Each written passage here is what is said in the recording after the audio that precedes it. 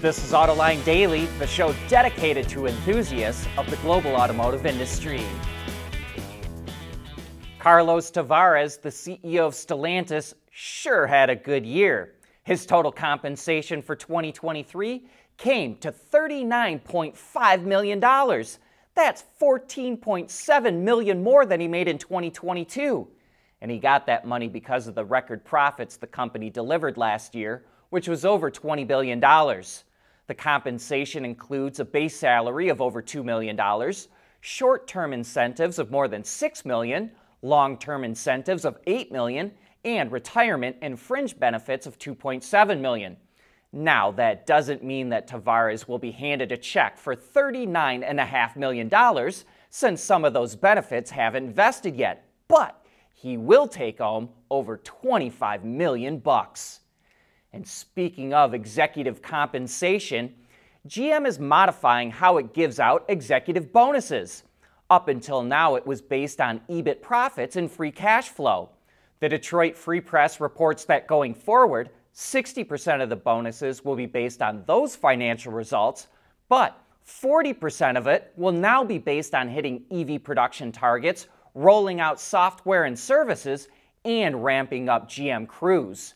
And right on cue, Bloomberg reports that GM Cruise is going to resume operations soon. It suspended all of its Robotaxi operations in the U.S. because one of its cars dragged a pedestrian after they were hit by another vehicle in San Francisco. Bloomberg says it will probably resume operations in Dallas or Houston, Texas. And at first it will have safety drivers on board until it determines that it's regained the trust of the public and safety regulators. GM Cruise has also been gathering data on operating in Atlanta, Seattle, Miami, and Raleigh, North Carolina, so it will likely be targeting those cities as well. Several years ago, GM CEO Mary Barra told investors that Cruise would be generating $1 billion a year in revenue by 2025 and $50 billion by 2030. So she'll be ready to get those robotaxis back on the streets as soon as possible. The race is on between the US and China to see who leads in autonomous technology, and China is moving fast. Beijing just became the first capital city in the world to offer robotaxi rides between the airport and downtown business districts. And it's not just a little demonstration project.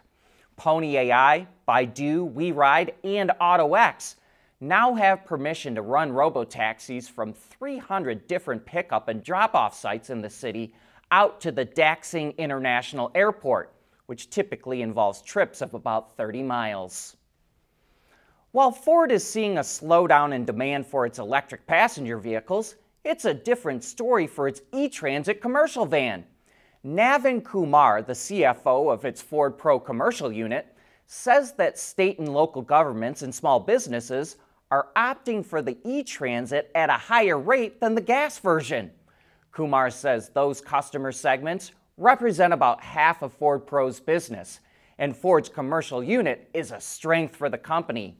Last year it made $7.2 billion in pre-tax earnings, and this year Ford is forecasting it to grow to $8 to $9 billion. That increase will be driven by subscriptions and services, which Ford Pro expects to grow to 20% of earnings in 2 years.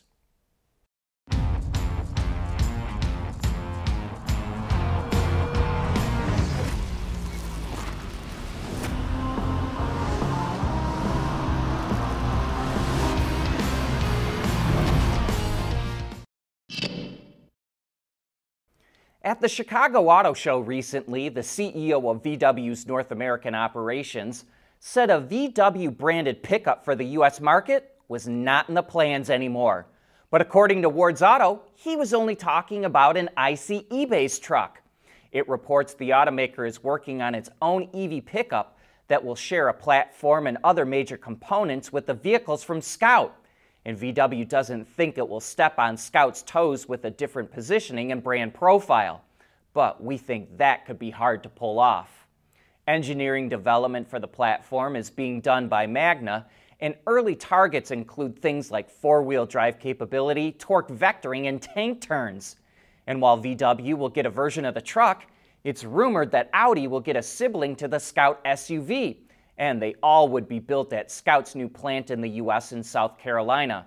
But remember, we're talking years down the road.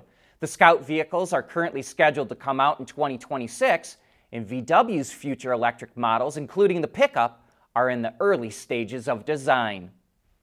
Mazda announced pricing for the new CX-70 midsize crossover in the US.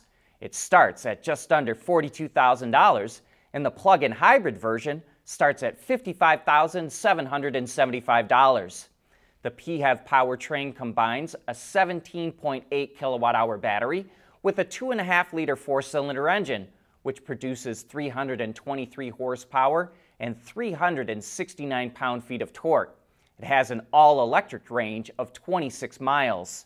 The standard version comes with a 3.3-liter inline turbo 6 with a 48-volt mild hybrid, which produces 280 horsepower and 332 pound-feet of torque. It gets an EPA estimated 25 miles to the gallon combined. A more powerful version of that setup is also offered, which produces 340 horsepower and 369 pound-feet of torque. Mazda says it's the most powerful mass-production gasoline engine in its lineup. All of the powertrains are mated to an 8-speed automatic transmission and are standard with all-wheel drive. The CX-70 will start arriving in showrooms this spring. PHEV sales are booming in China. While BEV sales were up 21% last year, PHEVs shot up 83%. Bloomberg reports that BEV sales fell 39% in January compared to December, while PHEV sales only fell 16%. So they're showing more resiliency. BEVs still outsell PHEVs 2-to-1, but PHEVs are more popular in smaller cities and rural areas. China's goal is to have BEVs account for 90% of all electrified car sales by the end of next year. But thanks to the popularity of PHEVs and EREVs, battery electrics only account for 66% of all electrified vehicle sales. Toyota is extending a shutdown of 2 production lines at 2 plants in Japan run by subsidiary companies until March 1st. The automaker originally suspended production at the end of January because it discovered irregularities in diesel certification tests. One of the lines builds the company's Alphard and Velfire minivans, while the other one produces the Hi-Ace van. Toyota will decide on March 1st if it will restart production. In the U.S., the state of New Jersey is offering big bucks for school buses with bidirectional charging. It launched a 3-year pilot program that provides districts with up to $320,000 to buy an electric school bus and a bidirectional charger. They're allowed to lease or buy anywhere from 2 to 24 buses, and they should see their energy bills go down since they'll be using power from the buses. And even if the district doesn't want to go with bidirectional charging, they can still get $270,000 to buy or lease an electric school bus with a level 2 charger. But they may want to go with that bidirectional charger. Manoj Karwa at Rhombus Energy, which makes bidirectional chargers, told Autoline that school buses can earn $10,000 a year by charging when rates are low and selling that electricity back to a utility when the rates are high.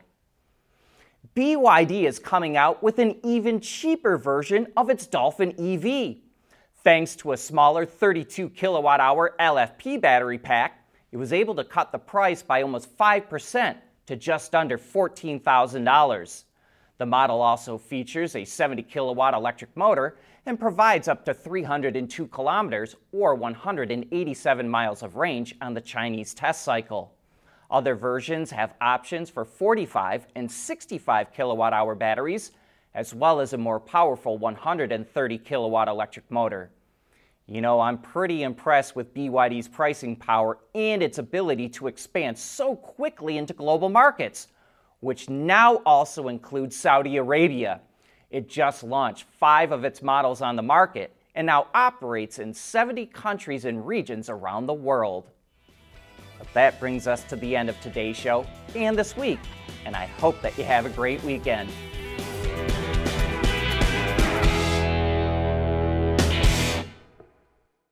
Autoline Daily is brought to you by Bridgestone, solutions for your journey, and by Intrepid Control Systems, over-the-air engineering. Boost your game. We want to know what drives your testing. OTA, connected car, diagnostics, remote testing. Intrepid Control Systems is here to help you work from anywhere. Intrepid Control Systems, driven by your data. Wards is the industry leader for news, data, and analysis. That's why companies across the globe subscribe to our premium service, maybe even your own. Log in for subscriber access now. Check your company's intranet for details and rely on wardsauto.com to keep you informed.